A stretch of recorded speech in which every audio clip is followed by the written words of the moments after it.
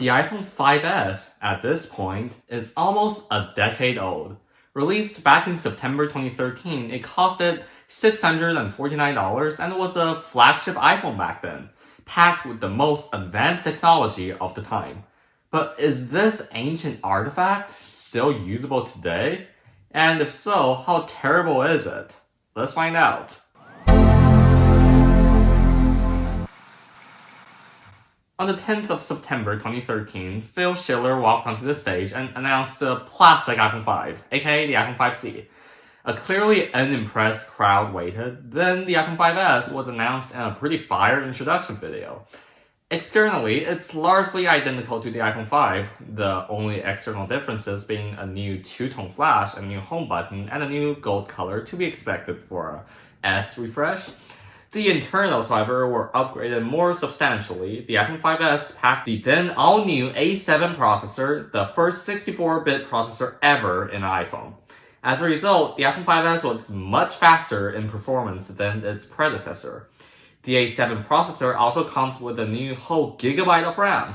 Touch ID was also introduced, allowing users to unlock their phone with just their fingerprints. It also packed the same 4-inch Retina display, quite small even by 2013 standards, a slightly upgraded 8-megapixel back camera, and the same kind of crap battery life. Its base configuration with 16GB of storage would have costed you $649 when it launched in 2013, or about $829 when adjusted for inflation. I bought it off of eBay in October of 2021 for $29.95, and you can find them for $25 pretty easily now in 2023. But despite these advanced innovations and technologies of this time, can you still use it today? This tiny, almost miniature phone features a screen that is only 4 inches diagonally on the front, though it's a Retina display. It's kinda dim since its maximum brightness is only 500 nits, but it still works just fine for most indoor settings. The pixel density is also quite high, comparable to modern phone screens. It is the size of the screen that causes problems, but also at the same time creates conveniences. Typing on this thing is really hard due to the small size of the display, and it's almost a surreal experience when your fingers bump into each other and cover like half of the keyboard. The iOS autocorrection is quite good, however, which solves that problem somewhat. Watching videos on this screen is also, as expected, not a very good experience. Sometimes you can't even see text in the video clearly, just of how small the display is. Quite a terrible experience compared to modern 6-inch plus phone displays. However, the small size of the display also allows you to very easily use this phone with just one hand. You can practically grasp this phone with your hand, so reaching all 4 corners of the phone is possible in all scenarios, except for if you have really tiny hands. It's annoying, but also satisfying at the same time. Trying to use this display, too small for typing and viewing content, but great for one-handed usage. Because of its small size, it's also really light, and sometimes you'll even forget that it's in your pocket. But can this tiny phone also be a good camera? The front camera is definitely not very good. It's 1.2 megapixels in resolution, and it's only barely good enough to take a mediocre selfie. The back camera is slightly better and more acceptable by modern standards, and fun fact, this is the last iPhone without a camera bump, so it sits perfectly flush on a desk. However, the f2.2 aperture 8-megapixel camera is not very good at taking pictures either. It performs surprisingly well in well-lit conditions with lots of light, producing pretty good pictures, I would say, but once you go outside and try to take a picture there, you'll get either one of 2 results. The first is a very blown out sky with everything else in focus, or a well-exposed sky, but everything else is a dark blob. The 1080p 30fps video is also similarly fine in well-lit conditions. In fact, some of the B-roll of my iPhone 13 review video were shot on this iPhone 5S. However, once you try to film in a barely challenging situation, the exposure will get out of control and your video becomes an either over or underexposed mess. For basic pictures and videos, it's fine, but would not recommend for anything besides that. Its performance is also crippling. When it first came out, it was significantly faster than the iPhone 5 because of the A7 processor. the first 64-bit processor ever in a smartphone. Despite that, its performance today, 10 years later, is not very outstanding. It frequently lags when opening apps, and is also sluggish when using apps.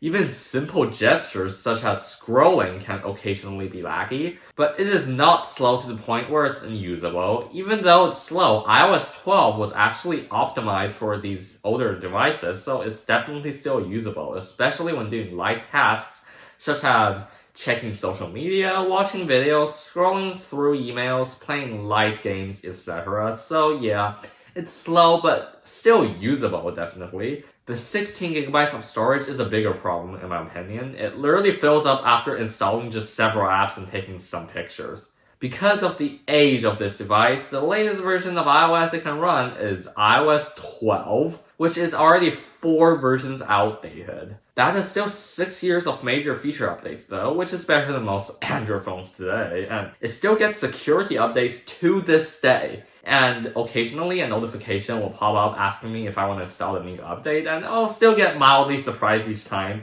because this phone is quite literally 10 years old. In fact, it just recently got the iOS 12.5.7 security patch just last week. So yeah, it still supports some surprisingly modern features such as COVID exposure notifications, and also has the Apple TV app and Apple News app too. But it's still iOS 12, so you're obviously still missing out on key features such as dark mode, widgets, lock screen customization, etc. The latest versions of many apps also doesn't work anymore, so you'll have to install older versions of them, which still work just fine right now, but support for those older versions will eventually be dropped. So this phone probably won't be usable for long. Still, as of now, the software support is actually surprisingly good, with occasional security updates, and nearly all apps still work perfectly fine. The battery life is obviously not good after 10 years. The 1560 mAh battery is already very small, and its battery life wasn't really outstanding even by 2013 standards. But adding degradation on top of that makes its battery life even worse. Watching a single 10-minute video on YouTube can make it lose like 5% of battery. It constantly needs to be charged, and it doesn't support fast charging either, so watching this tiny battery charge up is a pain. Seriously, it takes 2 hours to charge this to full, and the cost of a new battery also doesn't make economic sense either, since the phone costs like $25 by itself, and the battery is like over $10. Miscellaneous features now. The first generation Touch ID is pretty slow by modern standards, but it works basically every time, and it's still way faster than manually entering your password. The tiny built-in speaker on the bottom of the phone is also not very loud, but it does its job just fine.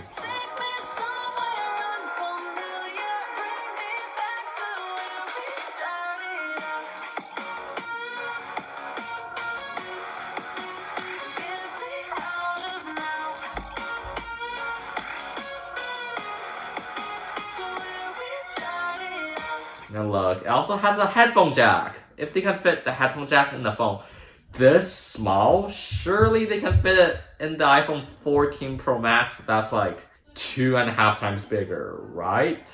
Right, Apple? So yeah, it can also be a pretty good MP3 player or media player for just $25. It also supports 4G LTE, so you can still use it as a regular phone for quite a while, since I'm pretty sure no major carriers are ending the support for 4G LTE anytime soon. Overall, the iPhone 5S, the flagship phone from Apple in 2013, is surprisingly still very usable in 2023, despite being 10 years old. It's definitely a bit slow now, but still does everything you want a smartphone to do, like checking social media or emails. The cameras are fine in well-lit situations, the addition of Touch ID makes it feel a lot more modern, and the software support from Apple with occasional security updates even to this day is simply phenomenal and unparalleled. This now $25 phone is still great if you want to use it as a backup phone, a phone for very young kids, or you can even repurpose it as a MP3 player if you want to, because it still has a headphone jack, as I mentioned before. Thank you guys so much for watching. If you enjoyed this video, don't forget to like and subscribe for more tech content, and I will see you guys in the next video. Bye.